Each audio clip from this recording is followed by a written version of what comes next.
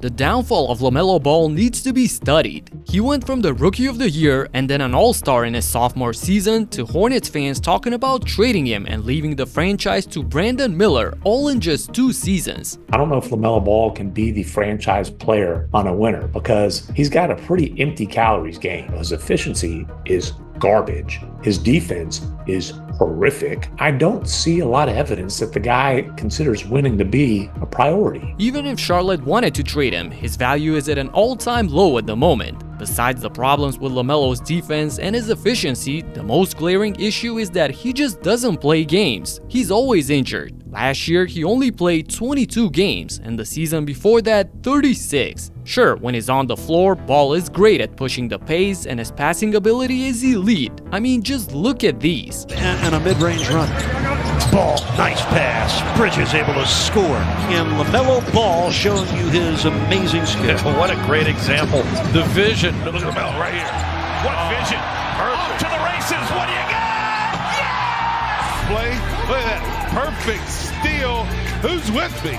That would be Trez. But this on its own doesn't win you games. In 4 years with him as the franchise player, the Hornets only had 1 play-in appearance, a 10th seed in 2022. Other than that, it's the bottom of the East season after season. Admittedly, he didn't play in a lot of those losses, and the Hornets are a dumpster fire without him. But last summer, he got a 5-year, $200 million extension. All that, and the team is clearly going nowhere. So this season will be crucial for LaMelo in shifting the narrative. A fresh start with a new coach, Brandon Miller only getting better, and with a good defender on the perimeter in Josh Green. All that Ball needs to do now is just stay healthy and try to at least bring the Hornets to the 8th or the 9th seed in the play-in to secure 2 chances for the playoffs. Failing to do so could get him in a situation similar to the one that DeAndre Ayton is in. DeAndre Ayton got Monty Williams fired.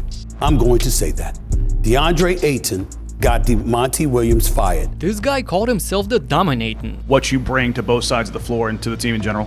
Dominance. I bring dominance. My name is Dominating. And for a guy that's often settling for some weird flip shots at his size, that's pretty funny. Entering his 7th season, we've never seen him consistently be aggressive and assertive in the paint, and it became clear early on that he was far from the best player as the number 1 pick in his draft class. Side note, by the way, this is absolutely stacked. Redrafting might drop him down to like number 6 or something. When the Suns traded Ayton to the Trailblazers, I thought that he would be the top dog on this young and rebuilding squad. He would finally get to 20 points per game and people would talk about him in a positive way. Instead, DeAndre went from 18 points per game to 16.5, and his field goal percentage dropped a ton from the previous season. How in the world do you do that without a Devin Booker or a Kevin Durant on the team needing the ball? Combine all of this with the fact that he's missed an average of 25 games per season in the last 5 years, and you know you can't rely on him. Things have gotten so bad that Portland drafted a center with the 7th pick, and I guess that they're not seeing Ayton with this team for much longer. This is the exact same scenario for Zach LaVine, as the Bulls have been desperately trying to get rid of him for almost 2 seasons, but there's zero interest in him.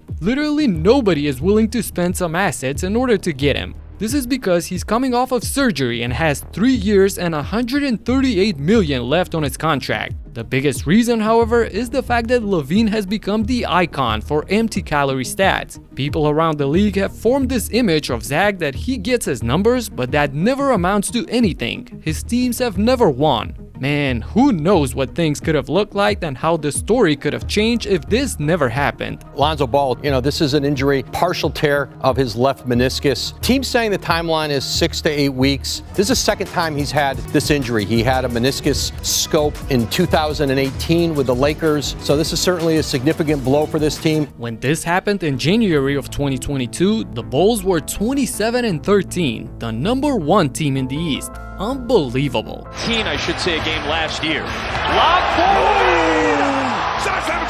Go get it, Zach. What a pass by Lonzo Ball. Since then, however, Chicago went from a contender to completely breaking up the team, trading away DeRozan and Caruso. And again, the only reason that LaVine is the only one left from that core is the fact that no team in the league wants to trade for him. and that is insane to think about. What's also crazy to me is how Jeremy Grant could have been a role player on a championship contender, but instead he became a journeyman, ending up in Detroit, dead last in the East in 2021, then second to last the next year before going to Portland and being the 13th seed in the West in 2023 and dead last again this past season. That's 4 straight years of misery for a guy that could have helped a serious team. Grant is another case of what could have been if only he was willing to accept being a role player and stayed in Denver. And sure, he got his $160 million contract from the Blazers and had a career-high explosion of 49 points last season, but what does all of that mean when it's all said and done? Now, if Grant chose this himself and knew what to expect, for Brandon Ingram, things really came crashing down out of nowhere. Ingram was on top of the world in 2022. He battled against the number 1 seeded Suns in the playoffs, and Phoenix barely got away alive in Game 6. It's into Ingram on the reverse! Oh, a sensational play! He's got 19, 5-point Suns lead.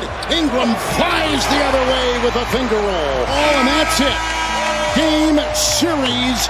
The Phoenix Suns have survived. All that without Zion? Man, we thought that New Orleans would be a contender in the coming years. But Ingram only played in 45 games the next season and 64 last year due to injuries. And at times, the fit looked bad with Zion. Each guy kind of played better when the other one was on the bench. And then came the Team USA debacle. Last summer, during the FIBA World Cup, Ingram was supposed to be the main guy alongside Edwards. But a catastrophic performance of 6 points per game completely wiped him out of the starting 5 midway through the tournament. And that carried over to this season as well, dropping significantly in points per game and 3-point percentage. Ingram is a player on a max contract that's not playing like one. And the fact that he's in his last year means that the Pelicans would like to sign him to a much smaller deal or trade him if they don't want to lose him for nothing at the end of the season. Now, this is the interesting thing. There are a ton of videos by my fellow NBA YouTubers documenting how nobody wants to trade for him. Then I assume he doesn't want to sign a much smaller deal with the Pelicans while still in his prime years, so at the moment he's kind of stuck in a limbo, and I feel like this season there's a pressure on him to once again prove why a team should want him, regardless if that's New Orleans or others.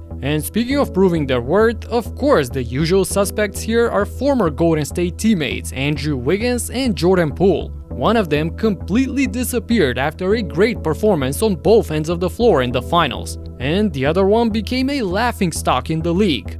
This is a sad downfall story, similar to the tragic downfall of NBA players who ate their way out of the league. Click on the left side to watch it in English, and the right one is in Spanish, so check out Heat Check en Español if you speak Spanish. Talk to you in the next one. Peace out.